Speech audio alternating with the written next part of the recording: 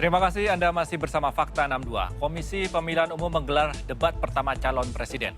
Anies Baswedan, Prabowo Subianto, dan Ganjar Pranowo terlibat debat sengit di atas panggung. Beliau sendiri menyampaikan bahwa tidak berada dalam kekuasaan membuat tidak bisa berbisnis, tidak bisa berusaha. Karena itu harus berada dalam kekuasaan. Kalau demokrasi kita tidak berjalan, tidak mungkin Anda jadi gubernur. Soal oposisi tidak oposisi, soal kepentingan saja kok.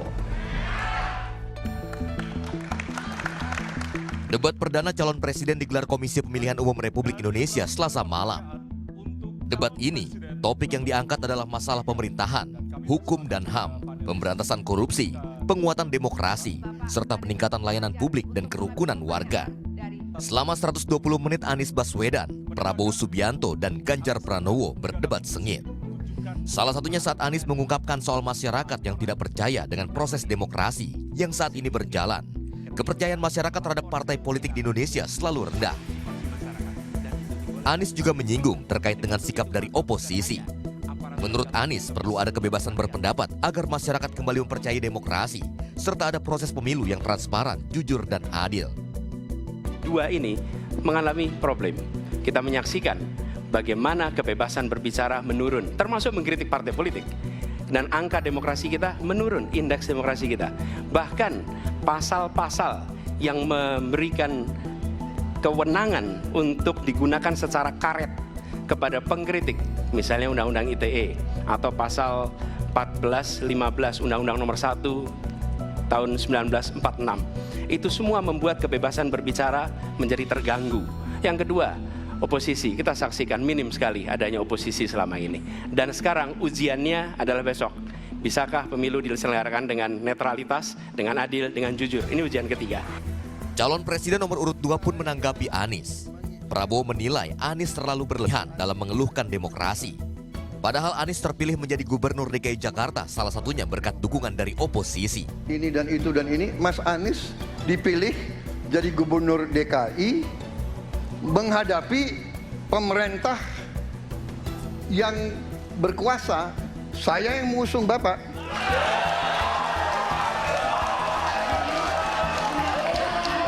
Kalau demokrasi kita tidak berjalan, tidak mungkin Anda jadi gubernur.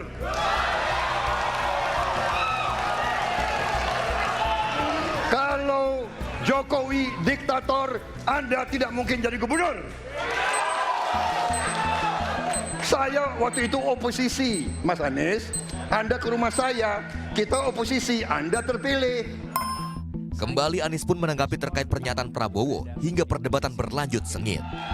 Seperti sampaikan Pak Prabowo tidak tahan untuk menjadi oposisi. Apa yang terjadi?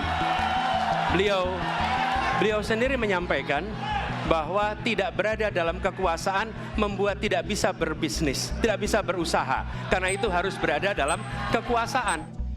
Sementara itu calon presiden nomor urut 3 Ganjar Pranowo turut menyerang Anies.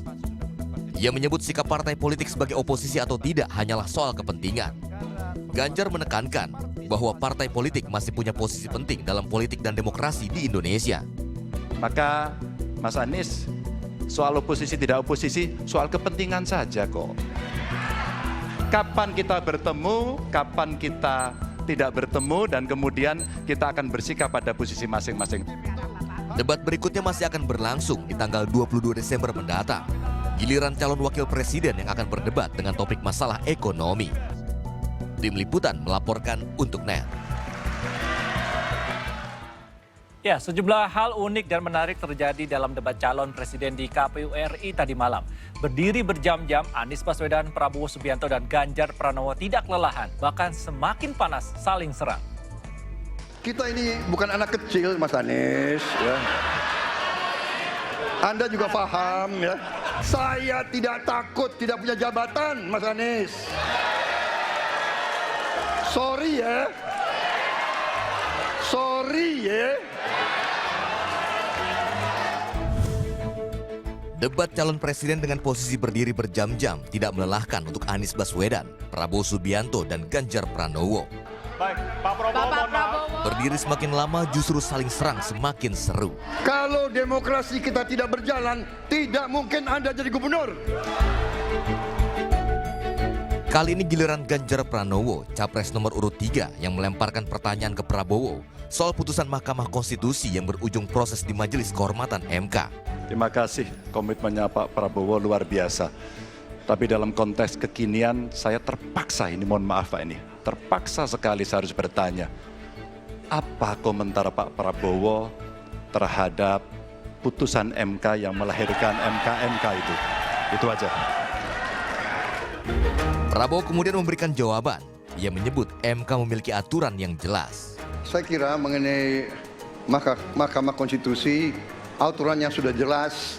Kita juga bukan anak kecil, rakyat kita juga pandai, rakyat kita lihat, rakyat kita tahu. Mas Ganjar, kita tahulah ya bagaimana prosesnya, ya.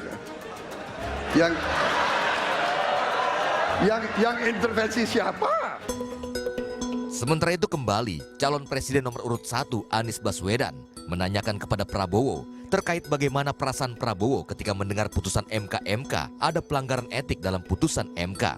Sesudah Bapak mendengar bahwa ternyata pencalonan persyaratannya bermasalah secara etika, pertanyaan saya, apa perasaan Bapak ketika mendengar bahwa ada pelanggaran etika di situ?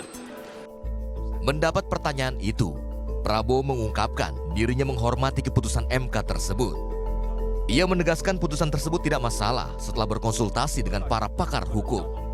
Dan Prabowo menegaskan putusan MK tersebut sudah final dan tidak dapat diubah. Intinya adalah bahwa keputusan itu final dan tidak dapat dirubah. Ya, saya laksanakan. Ya, dan kita ini bukan anak kecil, Mas Anies. Ya. Anda juga paham, ya. Sudahlah, ya. Sekarang begini, intinya rakyat yang putuskan, rakyat yang menilai. Kalau rakyat tidak suka Prabowo dan Gibran, nggak usah pilih kami, saudara-saudara sekalian. Serunya jalannya debat tentu akan dinanti kembali masyarakat. Selain itu, visi misi para calon presiden menentukan minat warga untuk memilih siapa yang pantas jadi RI 1. Tim Liputan melaporkan untuk NET.